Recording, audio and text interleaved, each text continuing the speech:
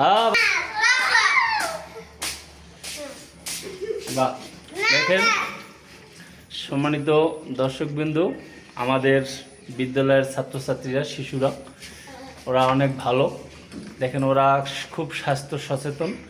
ওদের মতন স্বাস্থ্য সচেতন আমরাও ছিলাম না। আমরা স্কুলে যাইতাম, 10টা টাকা নিয়ে যাইতাম, ওই দোকান থেকে একটা রুটি কিনে খাইতাম, খাইয়ে বসে থাকতাম। কিন্তু আমাদের স্কুলের ছাত্রছাত্রী দেখেন কতটা সচেতন। ওরা সবাই ভাত নিয়ে আসছে, এক একজন ভাত তরকারি সব নিয়ে আসে।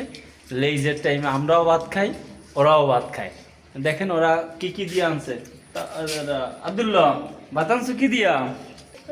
তুমি তো পড়ে যাবা, তুমি একটু এই পেশায় ঘুরি দিয়ে বসো। হ্যাঁ, কাঁকড়া মাছ আর কচুর শাক। তোমার নাম আনছো কি দিয়া? মাছ। তোমার নাম কি? আরে তুমি প্লেট নাই, তুমি আমাদের ওখান থেকে একটা প্লেট আনতাম। তারা কাই ওরা অত দেশো কা? হ্যাঁ, তামিম কি দিয়ে খাও ভাত? মাছ। তরিকুল কি আনছো? আলু ভর্তা। গুড। আর রিফাত আনছো কি? ডিম। আর তামিম শিকদার? ডিম।